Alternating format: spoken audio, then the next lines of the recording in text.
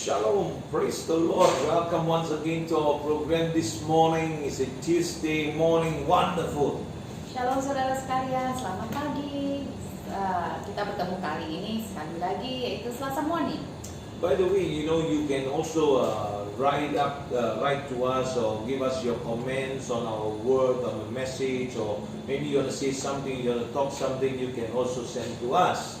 Ya, dan ini saudara bisa menulis komentar apapun juga atau input, atau saudara merasa untuk dapat membagikan sesuatu melalui firman dan kita bisa bagikan kepada pemirsa yang lainnya, silahkan saudara. And maybe you have a question, you can also ask us so that we can look into it and find for you the answer through the Word of God. Atau barangkali ada pertanyaan-pertanyaan, yaitu saudara bisa tuliskan kepada kami dan kami bisa cari yaitu jawabannya melalui firman Tuhan. And so, that's how we help each other to grow more in the Lord. And though we know, yesterday we talked about the purposes, so today we want to talk even deeper things of God. Yaitu kemarin ini cara salah satunya bagaimana kita bisa bersama-sama tumbuh menjadi lebih dewasa lagi di dalam Tuhan. Kemarin saya bicarakan mengenai tujuan daripada Tuhan, sekarang saya bicarakan lebih lanjut lagi firman-Nya. And also, if you have testimonies of when we pray for you or the healing that we just prayed for recently, please let us know so that we can glorify God together and encourage one another.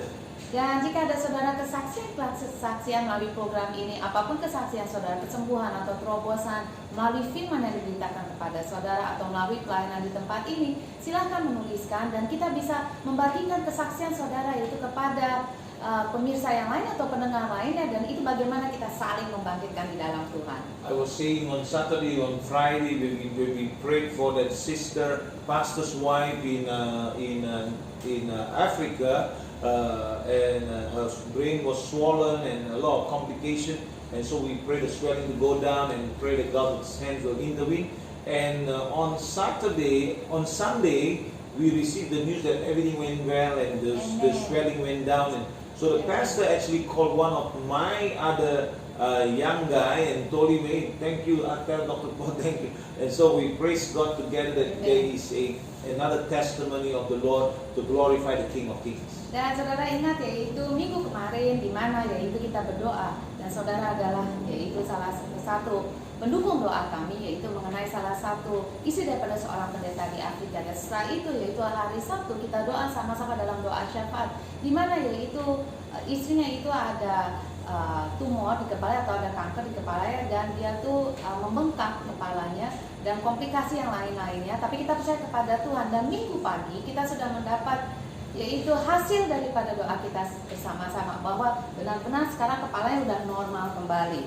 And what a glory to God. Amen. Jadi biarlah segala kemuliaan kepada Tuhan. Amen. And so maybe you also have other testimony, because I know that there's so many people having testimony and sharing about it, but we need to speak about it. Ya, saya tahu juga yaitu banyak sekali orang mendapat kesaksian, tapi ada juga yang hanya berbicara kepada satu dengan yang lain, tapi kita bagikan kepada orang-orang yang lainnya. And one of the way to shame the devil, one of the way to destroy the work of the enemy is by the word of our testimony. Dan di dalam firman Tuhan kita Wahyu mengatakan yaitu untuk mengalahkan si iblis ialah dengan kesaksian yang Tuhan berikan dalam kehidupan kita. So by the blood of the Lamb and by the word of our testimony. So praise the Lord. Yaitu dengan darah anak domba Allah dan juga dengan kesaksian daripada kita semua. Puji Tuhan. Amen. So shall we pray first. Mari kita berdoa bersama-sama. So Father, I thank you once again for your goodness and your mercy. Bapak, sekali lagi kami mengucap syukur terima kasih untuk pagi hari ini Tuhan untuk kebaikan dan belas kasih-Mu. I pray heaven's door be open unto your people this morning. Dan saya berdoa Tuhan biarlah tingkap surga-Mu dibukakan pada seluruh umat pagi hari ini. That the wisdom of the Lord may come to them and give them understanding as they sit at your feet, O God. Dan biarlah hikmat dan pengertian daripada Tuhan turun kepada setiap pendengar selagi kami semua duduk di bawah kaki-Mu. And I pray, God, that your anointing be upon your servants. Dan saya berdoa Tuhan urapan-Mu di atas hamba-hamba-Mu. And I also pray, God, that every word that proceed out of our mouth be only of you. Dan setiap kata-kata yang keluar daripada mulut hamba-Mu adalah pilihan daripada Engkau. And the words that you want to speak only, Lord. Dan pilihan daripada Engkau saja Tuhan. In Jesus' name. Di dalam nama Tuhan Yesus. Amen. Amen. And sometimes, I will just speak certain things because the Holy Spirit just telling me these things. That is why we surrender totally to God and just believe God for His miracle. Ya, kadangkala yaitu apa yang saya bicarakan sedikit keluar daripada konteks pembicaraannya, yaitu selagi Roh Kudus memberikan kepada saya akan langsung berikan pada saudara pemirsa. Tapi dari sebab itu penting untuk kita bersandar penuh kepada Roh Kudus. You see, we can prepare, but God must guide our path. Dan kita manusia menyiapkan segala sesuatu, tapi yang penting Tuhan yaitu menuntun setiap langkah-langkah kita. And that is why sometimes, I will just say certain things that will do correction or rebuke sometimes, but don't take offense because the wise will learn from those things. Ya, memang kadang-kala yaitu kata-kata atau firman itu yang menegur daripada pendengar, tapi janganlah kita yaitu menjadi tersinggung atau jadi sakit hati. Dikatakan dalam firman Tuhan yaitu jika kita orang yang bijaksana, kita akan menerima teguran-teguran tersebut. And of course, most of the time we are encouraging you. Dan saya pikir kebanyakan kali yaitu lebih dari 90% saya yaitu mendorong saudara atau menyemangatkan saudara dengan firman-Nya. Because we need to follow what the Bible tells us. Karena penting untuk kita semua mengikuti apa yang Alkitab itu beritakan pada kita. Because I do not know what kind of foundation you are built upon. Karena yaitu saya tidak tahu persis yaitu untuk setiap pemirsa yaitu saudara dibangun dengan dasar firman yang bagaimanakah. Of course, I know there are many of you that are built upon the foundation of the Word of God, and so you will understand. Dan tapi saya percaya kita semua yaitu dibangun di atas dasar firman Tuhan, dan saya percaya kita semua akan mengertinya. But there are some who are those nominal Christian who are not committed or this, and so we want to make sure that these people also are founded upon the Word of God. Yaitu tapi apa yang saya bicarakan ialah bagi mereka yang kadang-kadang ke gereja, kadang-kadang tak ke gereja, atau yaitu Kristen yang KTP saja, yang tidak begitu tahu mengenai firman Tuhan. Itu yang saya mau mendukung saudara sekalian, yaitu untuk lebih lagi tertanam di dalam firman-Nya. Like like the Pharisees and the Sadducees, they question Jesus, trying to trap Jesus. Even they supposed to be good Christians actually. Dan kalau kita lihat lagi yaitu orang Farisi dan orang Saduki, seharusnya mereka adalah orang Kristen yang teguh di dalam firman Tuhan, tapi mereka mempertanyakan Kristus hanya untuk menjerat Yesus Kristus. And then not only that, they already know what the Word of God is talking to them about. Dan sayangnya yaitu yang sangat disesalkan adalah mereka benar mengerti apa itu firman Tuhan. Firman Tuhan itu bicara mengenai apa. In today's context, I transform that word into merchandising the anointing. Kalau zaman ini saya katakan yaitu dengan perkataan ya mereka menjual belikan firman Tuhan atau menjual belikan urapan Tuhan. For their benefit. Yaitu untuk keuntungan daripada diri mereka sendiri. And so these Pharisees and Sadducees, what they wanted to do was trap Jesus, and they asked Jesus, what's the greatest commandment? Dan apa yang mereka lakukan Farisi dan Saduki ini yaitu mereka mempertanyakan pertanyaan yang mau menjerat Yesus. Pertanyaan mereka ialah hukum manakah yang terutama di dalam hukum Taurat? What's the greatest commandment of all? Dan hukum manakah yang paling terbesar atau terutama di dalam hukum Taurat mereka? So let us look into Matthew chapter 22 verse 37 to 39. Kita lihat ayatnya di dalam Matius 22 ayat 37 sampai 39. So I pray the wisdom of God to come to you and your understanding be opened by the Lord Jesus Dan saya Christ. berdoa ialah pengertian dan perwahyuan daripada Tuhan yaitu turun di atas saudara sekalian untuk dapat mengerti firman-Nya lebih lagi. Because these words that I'm about to read to you, many people also take it out of context. Karena yaitu firman yang saya akan jelaskan pagi hari ini, seringkali juga orang membawa itu keluar daripada konteks sebagaimana mestinya. But let us see what the Bible tells us. Mari kita lihat apa yang firman itu katakan. So, what is the greatest commandment of all? Jesus replied, you must love the Lord your God with all your heart, all your soul, and all your mind. This is the first and greatest commandment. Di dalam ayat 36 dikatakan Matius 22, guru hukum manakah yang terutama dalam hukum Taurat? 37, jawab Yesus kepadanya, kasihilah Tuhan Allahmu dengan segenap hatimu dan dengan segenap jiwamu dan dengan segenap akal budimu. And so here, you must love the Lord your God. You see, when we talk about love, Pastor David, when talking about love your Lord your God, everybody have a different idea. Yaitu dan di sini dikatakan untuk mengasihi Tuhan Allahmu dengan segenap hatimu. Jika kita bicara yaitu mengenai kasih itu sangat luas, takarannya juga sangat berbeda-beda. But here is talking about the agape love. Tapi yang dibicarakan sini adalah kasih yang agape. So when we love God, we must love God wholeheartedly. Dan waktu kita mengasihi Tuhan, kita harus mengasihi Tuhan dengan segenap hati kita. And so this part, the heart is talking about the will. Dan apa yang dibicarakan dengan hati yaitu kemauan daripada manusia. So firstly, if our will are surrendered to God, then we can now function in God's love and flow. Jadi artinya kita harus menyerahkan seluruh kehendak kita kepada Tuhan.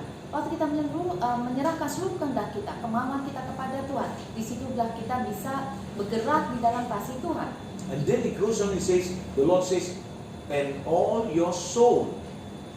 Dan dikatakan juga, dan dengan segenap jiwamu. And soul is made up of 3 parts again. Dan jiwa itu dibagi 3 bagian. So it's where one part is called the will again. Yaitu di bagian yaitu kehendak manusia atau keinginan manusia. And then it comes to emotion. Dan emosi atau perasaan manusia. And it comes to your intellectual. Dan juga bagian yaitu pikiran manusia. You see that there's a very interesting thing in the scripture here. He said heart, and then all your soul, and then all your mind. Dan ini sangat menarik sekali bahwa Yesus sendiri, saudara, yang mengatakan dengan segenap hatimu dan dengan segenap jiwamu dan dengan segenap akal budimu. So here is God is talking about spiritual and natural. Dan sini dengan jelas Yesus bicara yaitu secara rohani kita mengasihi Tuhan, secara jasmani kita mengasihi Tuhan. In words and in deeds. Dan di dalam setiap perkataan kita maupun di setiap kelakuan kita. And so if we are totally surrendered to God,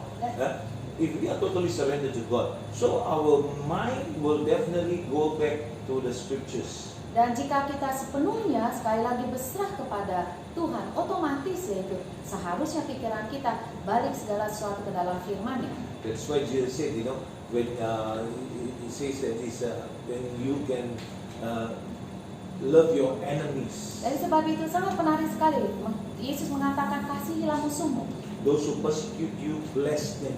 Dan yaitu mereka yang menganiaya engkau, itu engkau berkati mereka. You see, so what is he saying? But in our soulish realm, it is a conflict.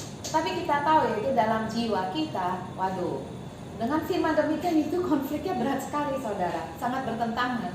I have spent hours, I spent time, and Pastor Devi also have done that, and many of our pastors have done that, counseling people who are matured in the Lord. Yaitu Dr. Paul maupun saya maupun juga pendeta-pendeta lain. Saya rasa saudara sekalian juga nggak asing.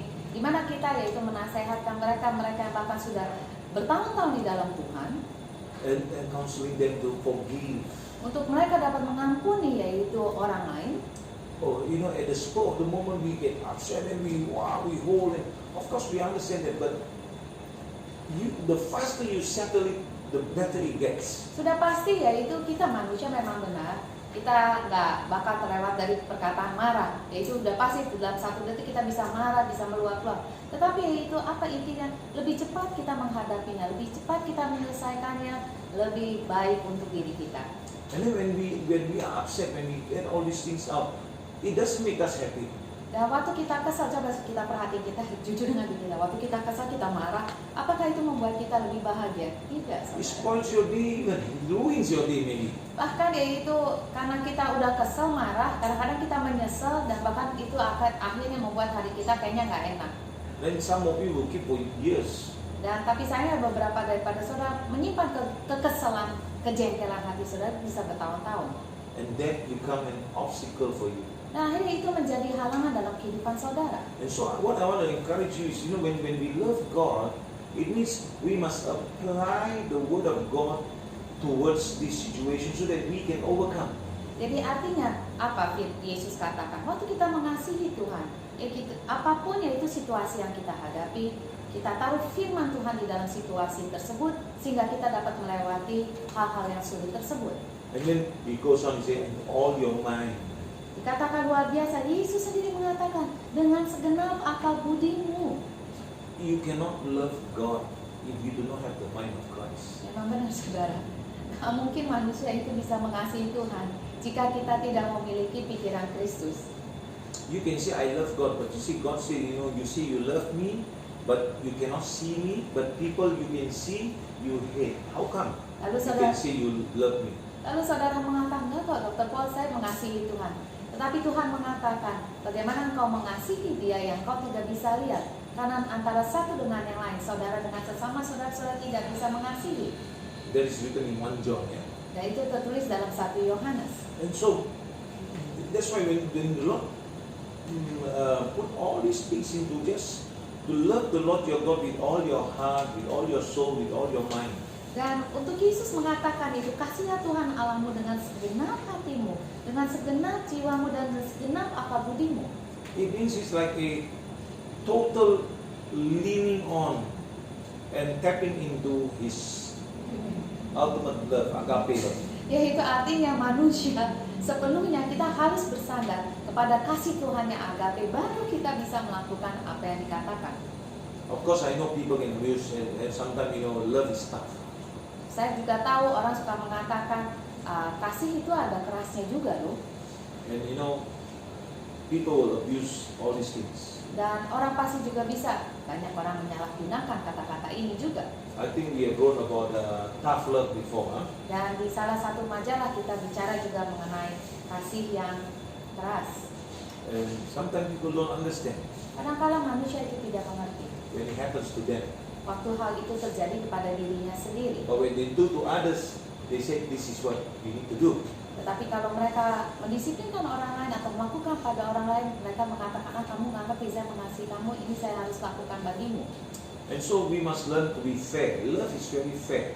Tetapi kita harus belajar bahwa kasih itu adil. Amen. And so Jesus didn't stop there. He went on to say, this is the first and greatest commandment. So the next scripture says, a second is equally important. Equally important. Love your neighbor as yourself. Dan saudara lihat ayat 38, itulah hukum yang terutama dan yang pertama, tapi Yesus tidak berhenti sampai situ. 39 dikatakan, dan hukum yang kedua yang sesama dengan itu ialah kasihilah sesamamu manusia seperti dirimu sendiri. And there is no greater commandment than these two. Dan dikatakan tidak ada hukum lebih besar dari kedua hukum ini. The next scripture say, and all the laws and prophets hangs on these two commandments. 40 dikatakan pada kedua hukum inilah tergantung seluruh hukum Taurat dan kitab para nabi. So if you want to see the fruit of God's promises in your life, Dan jika saudara mau lihat hasil atau penggenapan daripada firman Tuhan dalam kehidupan saudara, the foundation needs to be love. jadi seluruh fondasi daripada firman Tuhan atau janji Tuhan adalah kasih. And only God's love. Dan hanya kasih Allah. That's why sometimes when we preach and we wow, I'm so hard and so, but it's not because I want to be there, but because the love of God uses me to speak these things so that there is correction. Yaitu dari sebab itu kadang-kala firman yang diberitakan itu keras, tapi bukan karena mau dikerasi, bukan, tetapi yaitu karena Roh Tuhan yang memakai yaitu hambanya untuk menyampaikan firman-Nya kepada yaitu umatnya, sehingga yaitu umatnya bisa diarahkan ke jalan yang benar lagi. Oh, but why can't you speak in a nicer way? Tapi ada juga orang yang mengatakan, tidakkah bisa dengan cara yang lebih lembut waktu menyampaikan firman tersebut? I want you to remember the scripture. Dan saya mau saudara mengingat ayat ini. There was a rich man. Dikatakan ada seorang anak muda yang kaya. No, not anak, rich man. Ada seorang kaya. And he was enjoying and feasting. Dan dia yaitu berpesta dan dia menikmati. And Lazarus was there.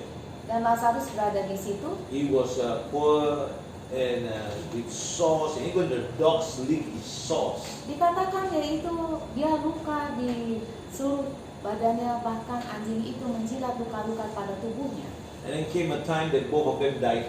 Dan ada saatnya di mana dua-duanya yaitu orang yang kaya dan Lazarus yang miskin ini meninggal. And so Lazarus was in Abraham's bosom.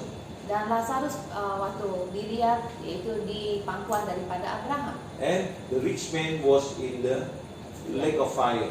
Dan orang Or in Hades, rather. yang orang kaya ini yaitu di tempat Hades. And so he saw Abraham and Lazarus. He said, Father Abraham, can you ask Lazarus to just dip his finger in the water and just come and touch me? Dan lalu yaitu orang kaya ini melihat kepada Abraham dan dia melihat orang miskin tersebut. Dia mengatakan, Bapak Abraham, tidakkah engkau bisa memberitahu kepada orang miskin tersebut, yaitu dengan tunjuknya mengambil air dan berikan saya setetes air di bawah sini.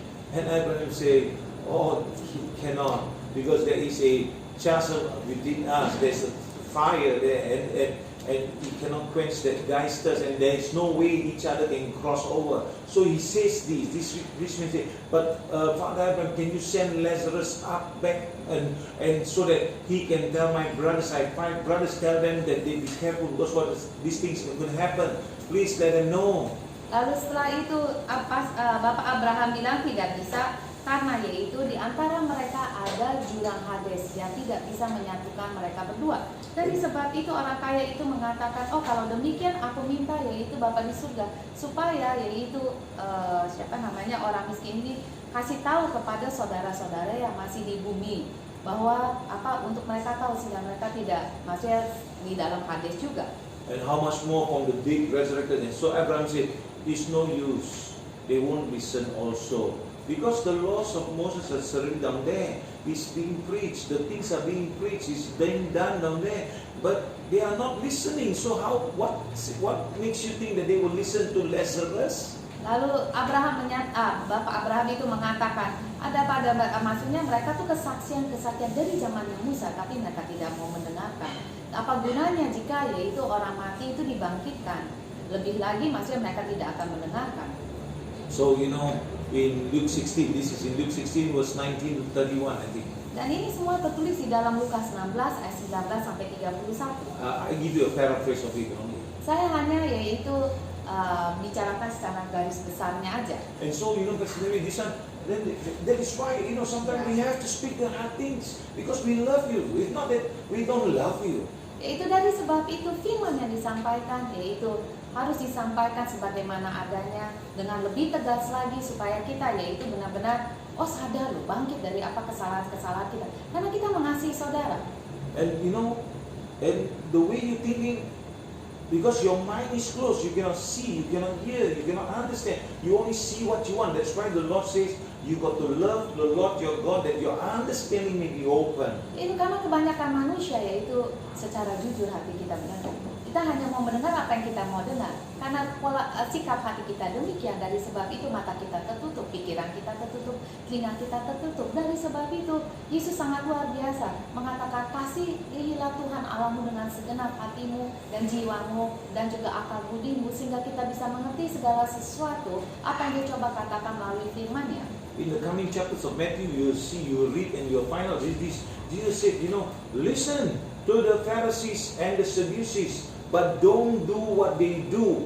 Dan di dalam kitab Matius juga, yaitu Yesus sendiri mengatakan, yaitu dengarkan apa yang orang Saduki dan orang Farisi katakan kepada engkau, tapi jangan ikuti kelakuan mereka. Because what they are saying is the law of God. Yes, you have to follow the law of God. Artinya apa, saudara? Apa yang mereka katakan adalah benar dari firman Tuhan. Kita semua harus mengikuti firman Tuhan. So my prayer here is today that every one of you, especially men of God and especially ministers or especially leaders, you really need to brush up, or we really need to brush up our lives. Dan pagi hari ini apa yang saya garis bawahi dan apa yang saya doakan adalah kita semua hamba-hamba Tuhan. Kita benar-benar harus periksa kehidupan kita. Kita benar-benar harus lihat lagi firman Tuhan. Bagaimana firman Tuhan itu kita jalani dalam kehidupan kita. Please don't be like the Pharisee or the Sadducee. Each one of us must check our hearts. Dan saya harap kita semua, dari sebab itu saya katakan semua, yaitu pendeta, semua pemimpin di dalam agama Kristen. Dari sebab itu kita perlu yaitu mengecek diri kita masing-masing, hati kita masing-masing. Janganlah sampai kita seperti orang Farisi ataupun orang Saduki. And so let us see what the Apostle Paul says about it in 1 Corinthians chapter 13. Kita lihat lagi apa yang Rasul Paulus katakan mengenai semuanya ini. Here he talks about the love of God. Di sini di dalam 1 Korintus 13 firman-Nya, Rasul Paulus bicara mengenai kasih Tuhan And how it should be our foundation and motive in everything that we do. dan seharusnya bagaimana kasih Tuhan itu menjadi dasar dan motif daripada segala sesuatu yang kita lakukan. We can talk Kita bisa bicara, and say the right things, mengatakan hal yang benar. but if our motive is not love, Tetapi jika motivasi kita atau tidak didasarkan oleh kasih Allah, then it is just noise. Dan itu akan menjadi seperti yaitu suara atau ya seperti kaleng kosong kalau orang Indonesia. Yeah, that's what I wanted to say. Pastor Debbie didn't tell you, kaleng kosong berbunyi sekali. That's what it means. But anyway, Pastor Debbie is sensitive to the Lord, so we can be gifted people. Jadi kita bisa menjadi seorang yang penuh dengan karunia-karunia Tuhan. And have mountains move. Dan bahkan kita menggeserkan gunung-gunung itu ke laut. So it means have faith to move mountains, which I Artinya mean. saudara memiliki iman yang luar biasa yang menggerakkan gunung-gunung tersebut. Yet if we do not have love, Tetapi jika kita tidak memiliki kasih Tuhan, we are nothing. kita itu tidak ada apa-apanya.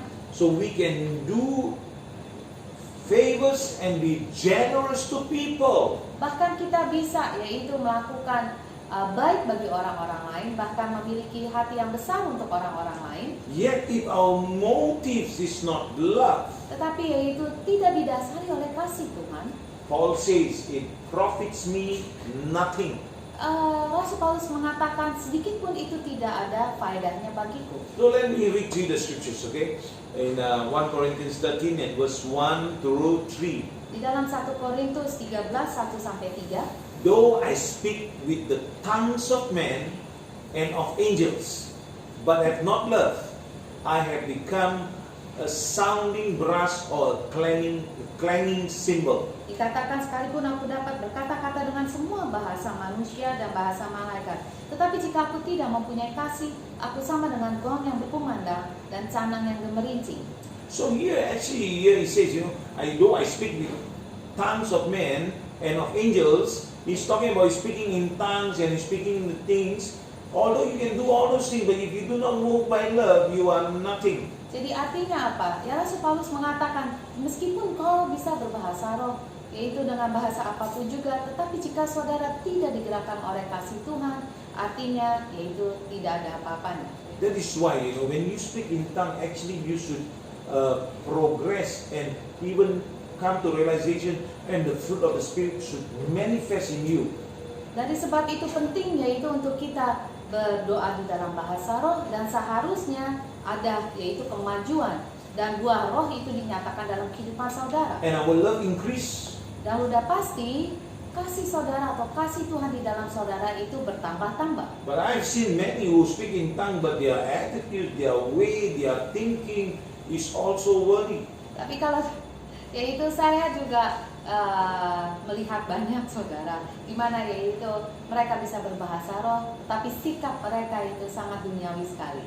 Maybe you are one of them listening to me. Please make right your path so that use this gift to grow in the Lord, so that the love of God can manifest out of you and you can be a testimony. Dari sebab itu adalah penting yaitu kita pakai semua karunia Roh Kudus ini, semua bahasa roh ini semua di dalam kehidupan saudara, sehingga saudara bisa bertumbuh secara rohani di dalam Tuhan, dan di mana Tuhan akan memakai saudara dengan luar biasa. Amen. So you didn't tell them about me, maybe one of them. Oh, barangkali saudara salah satunya bisa berbahasa roh tapi dengan sikap yang buruk. Yeah. So I pray that you will turn around. Dan saya berdoa saudara berbalik daripada jalan saudara. Kan kita semua secara jujur kita tahu saudara hati kita. Lebih baik kita cepat-cepat yaitu berbalik daripada jalan kita yang salah kepada Tuhan kembali. So let us make it personal. Maybe the pandemic is here because of you. Dan bagaimana kalau jika saya katakan lebih personal, lebih pribadi lagi? Barangkali pandemik ini terjadi karena yaitu diri saudara atau karena sikap kita orang Kristen yang buruk. Amazing, yeah? So we must make everything personal so we can relate, or then we can change. Ya itu karena saudara, kalau kita mau jujur saudara, itu kita harus membuat segala sesuatu sangat pribadi dengan diri kita. Dari sebab itu kita tahu apa kesalahan kita dan kita bisa berubah. Like Sunday I say, Emma, are we moving forward? Lah sama seperti hari Minggu, hari ibadah, saya tanyakan pada saudara sekalian, apakah kita maju ke depan? Apakah kita bergerak ke depan? Or have we stopped because of the pandemic? Atau barangkali yaitu kita takut kita berhenti itu karena pandemi di sekeliling kita. Our love must shine even more, even now. Dan seharusnya yaitu justru masa pandemi, kasih Kristus, kasih kita di dalam Kristus itu harus menjadi terang lebih lagi. In what little things you can do it. Dan di dalam segala sesuatu yang kecil kita dapat lakukan bagi Tuhan, kita lakukan. And so verse 2 says, And though I have the gift of prophecy and understand all mystery and all knowledge, and though I have all faith, so that I could remove mountains, but I have not love, I am nothing. Dikatakan dua, sekalipun aku mempunyai karunia untuk bernubuat dan aku mengetahui segala rahasia dan memiliki seluruh pengetahuan, dan sekalipun aku memiliki iman yang sempurna untuk memindahkan gunung, tetapi jika aku tidak mempunyai kasih, aku sama sekali tidak berguna. So this is actually a warning to me. Dan sebetulnya ini adalah firman yang sangat, yaitu memperingatkan saya And actually all ministers and all those who are sharing the gospel. dan sebetulnya firman ini adalah peringatan bagi setiap hamba Tuhan atau setiap orang yang memberitakan firman Tuhan. So when you read the Bible, don't just read, oh so nice, so nice. You must read according to how it's stated. Dan janganlah kita membaca itu firman bagian berkat-berkatnya saja atau kelihatannya bagus-bagus saja. Kita baca keseluruhan konteks tersebut.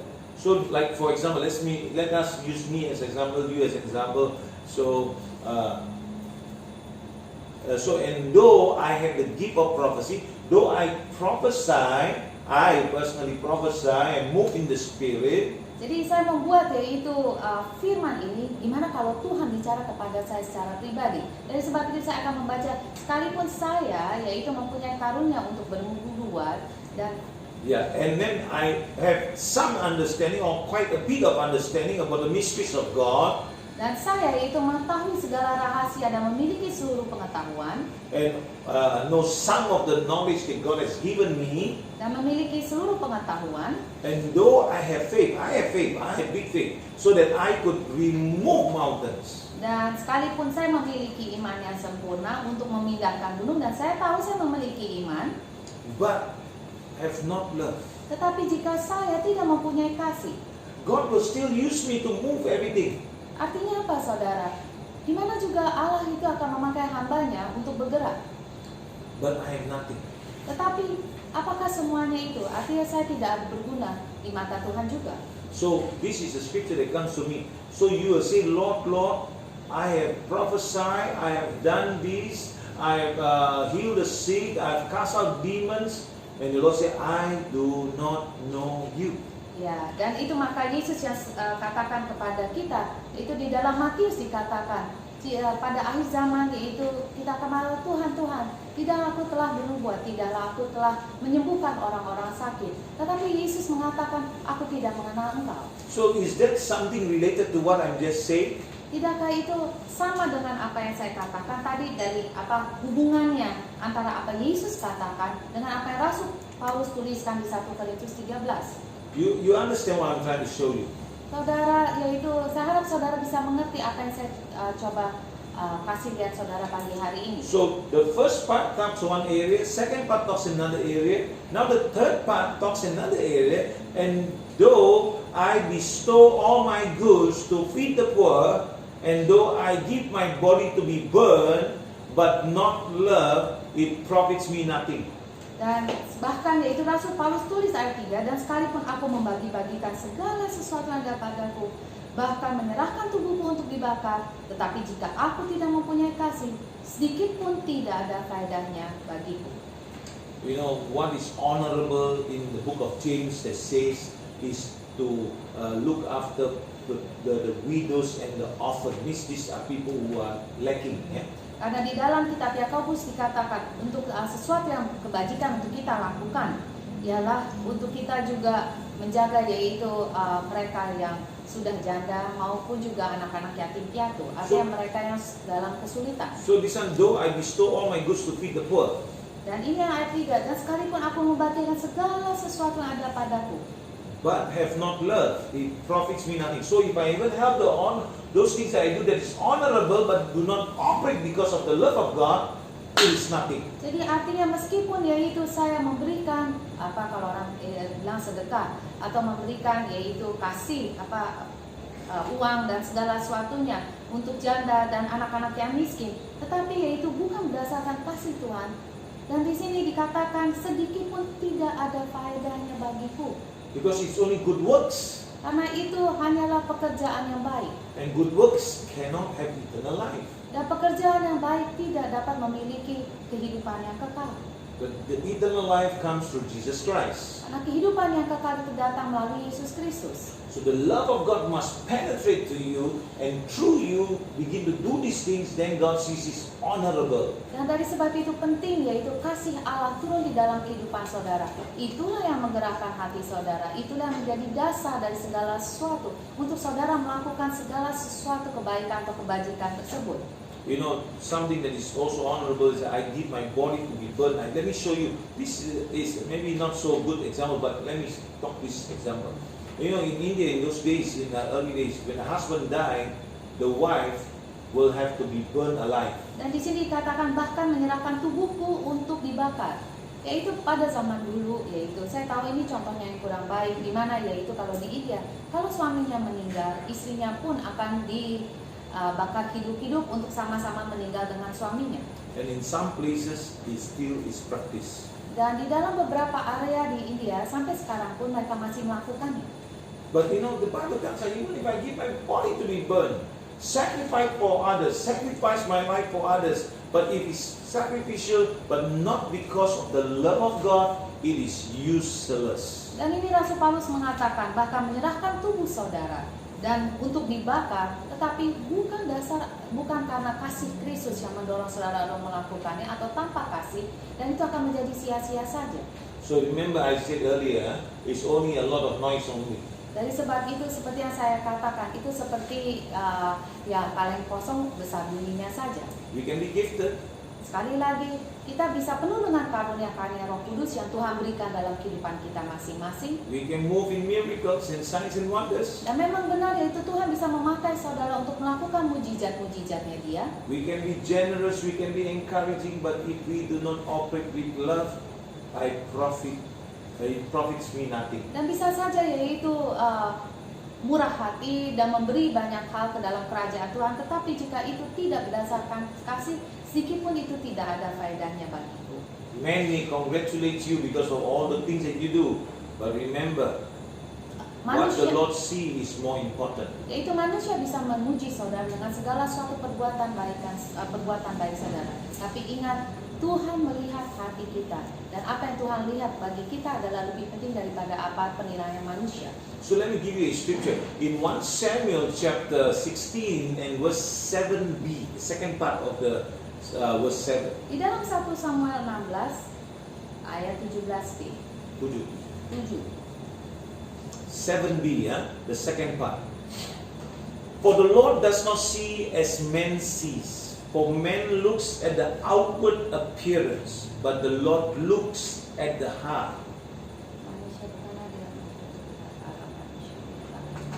Oke, bagian B dikatakan bukan yang dilihat manusia yang dilihat Allah. Manusia melihat apa yang di depan mata, tetapi Tuhan melihat hati. Amin. Wow. So you see, come back again, the scripture again, friend. The greatest commandment is to love the Lord your God with all your heart. So the Lord see through the heart. Dan saudara lihat, yaitu koneksinya, yaitu terikatannya, dikatakan kasihlah Tuhan Allahmu dengan segenap hatimu. Dan di sini 1 Samuel 16 ayat 7 dikatakan, yaitu bahwa tetapi Tuhan melihat hati manusia. So it may looks like we are saying the right thing, doing the right things. Jadi bisa aja yaitu kelihatannya manusia melihat kita, oh kamu melakukan hal yang benar, kamu mengatakan kata-kata yang benar. People may applaud us for our hard work. Dan orang-orang di sekeliling kita bisa memuji kita dengan yaitu kerja keras kita. Yet if our heart is not centered or motivated by the love of God, tetapi jika hati kita tidak terpusat atau termotivasi oleh kasih Allah, or it will profit us nothing. itu dikatakan itu tidak akan bermanfaat bagi kita. Remember, everything that we do must be motivated by God's love. Ingat sekali lagi, semua yang kita lakukan harus dimotivasikan oleh kasih Tuhan. Motivated with God's love. Yaitu dimotivasikan oleh kasih Tuhan. That is why every day I ask the Lord, Lord, I surrender my life to you. I give you the 24 hours of the day, every hour, every minute, every second of the day. Please guide me, please lead me, so that I will be in tune with Him at all times. That's what I do, because I'm also concerned, because I cannot just preach and then I go out of God.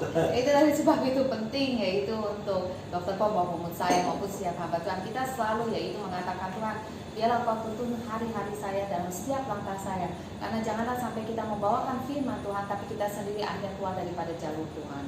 Okay, let me give you ask yourself a question. Are the things that I do motivated by the love of God?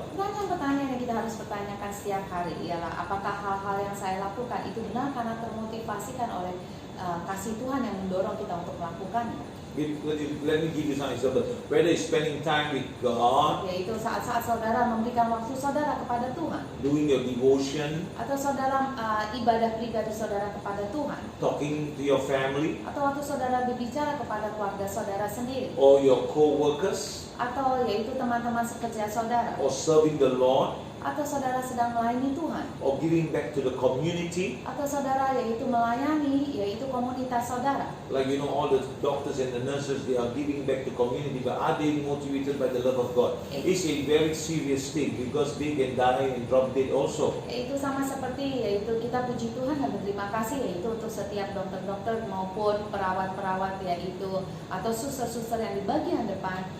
Tapi satu hal saudara, itu apakah saudara yaitu termotivasikan oleh kasih Tuhan untuk melakukan itu semua? Karena mereka juga terancam bahaya, karena setiap saat mereka juga bisa kena saja COVID dan akhirnya mereka sendiri yang meninggal. Oh, don't let the signs block God from you. Tapi jangan izinkanlah tanda-tanda tersebut yaitu menutup mata saudara dari Tuhan. So what is your motive? Tapi ini yang harus kita pertanyakan kepada diri kita masing-masing. Apakah motivasi hati kita untuk melakukan semuanya ini? So I believe when our motive is love, Tapi saya percaya saudara, waktu motivasi kita itu adalah kasih Tuhan sendiri, we will experience the promises of God in our lives. dan kita pun akan mendapatkan yaitu segala janji-janji Tuhan dalam kehidupan kita. And then we can demonstrate the love to others. Dan kita bisa yaitu perlihatkan kasih daripada Tuhan kepada orang lain. This is what people always say. If you cannot love yourself, how you can love somebody else? Ini suka orang mengatakan, di dunia ini mengatakan, jika kita tidak dapat mengasihi diri kita sendiri, bagaimana kita dapat mengasihi orang lain? That is why God first loves you. Dari sebab itu, Tuhan nomor satu mengasihi saudara. He received you the way you are. Yaitu Tuhan menerima saudara dengan apa adanya, saudara dengan apa segala kekurangannya kita. Transforming you, that letting you understand what is the true love of God. Dan Tuhan sendiri yang mengubah saudara, sehingga kita benar mengerti sebetulnya kasih yang benar, kasih yang sejati daripada Tuhan itu apakah bagi kita. And then we can operate in that love. Sehingga kita bisa bergerak yaitu dalam kasih Tuhan untuk orang-orang lain atau kepada orang Wow, lain. we have a good God. Dan tidakkah luar biasa kita memiliki Tuhan yang sungguh-sungguh baik. I also believe when the church share the love of God with people, Dan saya percaya yaitu jika setiap gereja yaitu membagikan kasih Tuhan kepada orang di sekelilingnya, life will be changed. pasti kehidupan banyak akan berubah. Families will be restored. Keluarga-keluarga pasti banyak dipulihkan. And we will see our city and the nation walk with Amen. Jesus Christ. Dan saya percaya juga yaitu kota-kota atau bangsa dan negara itu bisa dimenangkan untuk Yesus Kristus. For example, many people in Indonesia say, corruption. They only say corruption, they cannot. Why don't you start with you first? Just one first. Yaitu banyak di Indonesia umpamanya banyak orang mengkritik yaitu pemerintah mengatakan aduh korupsi ini korupsi itu. Saudara, kita berhenti kritik, tetapi kenapa kita tidak memperbaikan diri kita terlebih dahulu? Kita sendiri yang berhenti korupsi, kita sendiri yang melakukan hidup yang benar terlebih dahulu. That's why everybody praying. You pray in vain. Yaitu banyak orang berdoa-doa, tapi bisa aja itu sia-sia. Because if you really pray and then God's love come inside of you, you will stop automatically corruption. Yaitu kalau kita sungguh-sungguh berdoa, kasih Tuhan turun dalam kehidupan kita, dan pasti kita sendiri akan berhenti korupsi atau melakukan segala sesuatu yang tidak benar. Can we wipe out corruption in our generation? Maybe, why not? Yaitu apakah orang mengatakan bisa nggak kita hapus korupsi pada generasi ini? Bisa aja, kenapa tidak? Well, let us start with one. Maybe our next generation will start without corruption. Yaitu kita mulai dari satu, yaitu diri kita sendiri, sehingga itu generasi berikutnya bisa mengalami, yaitu tidak adanya korupsi dalam negeri ini. So whether you are a seasoned believer or just starting to walk with God, Apakah saudara yaitu sudah lama mengikuti Yesus Kristus, atau saudara baru mengenal Yesus Kristus dan menerima Dia sebagai juru selamat, let us lean and hear what the Spirit of God is ministering to us. tetapi marilah kita bersama-sama bersandar penuh kepada Yesus Kristus, bersandar penuh yaitu kepada Roh Kudus, mendengar apa yang Roh Kudus tuntunan Roh Kudus dalam kehidupan kita. Whoever you are, Siapapun saudara, whether you are a high position or low position, apakah saudara memiliki posisi yang tinggi, atau saudara mengatakan, oh saya tidak ada posisi apa-apa dalam masyarakat, whether you are a minister or just a believer, atau saudara mengatakan, oh saya adalah seorang pendeta, atau dikatakan, oh saya bukan, nggak ada apa-apa ya, saya hanya jemaat biasa. so let us raise our standard to walk in God's love. Tetapi marilah kita bersama-sama, yaitu mengangkat standar kita lebih lagi untuk berjalan di dalam kasih Kristus. Shall we pray? Mari kita berdoa. Father, I declare today, Bapa, saya nyatakan pada saat ini, I thank you, Lord, saya berterima kasih Tuhan, that your Holy Spirit has poured your love into our hearts. biarlah Roh Kudus sendiri yang mencurahkan kasih-Mu di dalam hati kami, And your love in us will motivate us how to speak. dan kasih-Mu di dalam kehidupan kami yang mendorong kami bagaimana untuk berbicara, Or what to speak. atau menyatakan apa yang Kau inginkan, Or how to respond. atau bagaimana untuk menanggapi And behave in our life every day. dan bersikap di dalam kehidupan kita setiap hari. Oh Lord, I pray that you will touch every heart. Dan saya berdoa pada saat ini Engkau sendiri menjamah setiap hati pendengar, So that they may be restored. sehingga mereka semua boleh dipulihkan, That they may raise the next level of their standard. sehingga mereka sama-sama kami semua Tuhan, yaitu mengambil atau mengangkat standar lebih tinggi lagi di dalam Engkau, That their everyday life can glorify your name, O Lord Jesus. sehingga kehidupan kami setiap hari dapat memuliakan nama-Mu Tuhan Yesus. In Jesus' name I pray. Di dalam nama Tuhan Yesus saja kami semua berdoa. I lose that anointing. Saya perkatakan, saya lepaskan urapan Tuhan di I dalam setiap lose the pendengar, breakthrough. terobosan di dalam setiap pendengar, Lose that healing. kesembuhan di atas setiap pendengar. Receive it in the name of Jesus. Terimalah di dalam nama Yesus. Amen. Amen. Hallelujah. I am Amen. blessed. Saya diberkati. And so such a wonderful day, a little bit longer today, Tetap hari yang indah, meskipun firmannya sedikit panjang hari ini. but I don't feel it at all. I thought just 5 minutes ago I just started. Tapi saya nggak merasakan terlalu panjang. Saya pikir, oh baru 5-10 menit aja. And anyway, I have to say goodbye to you soon. Tapi kita harus berpisah pada saat ini. And we want to thank Eva Sams for this wonderful bolu cake. Itu Ibu Eva, terima kasih untuk kuenya pagi hari ini. I've not tasted it, but I'm going to taste it now. Yaitu saya belum mengicipinya, tapi karena tadi persis sebelum program ini baru kita terima kuenya. So let me try and see. It's nice. Nice, a little bit hard, but nice. Sedikit keras tapi cukup enak. Honesty is the best policy. Dan kejujuran adalah yang terbaik. But with love, yeah, it's very nice. Dengan kasih enak. So, people of God, we have to say goodbyes. Our goodbyes today. Remember, Jesus loves you. Kita harus berpisah pada saat ini, tapi ingatlah selalu bahwa Yesus selalu mengasihi saudara. And we love you too. Dan kami semua sangat mengasihi saudara. I'll see you tomorrow morning at 10:30 a.m. Sampai ketemu esok pagi jam 10.30 pagi. Bye-bye for now. Sampai berjumpa kembali esok pagi.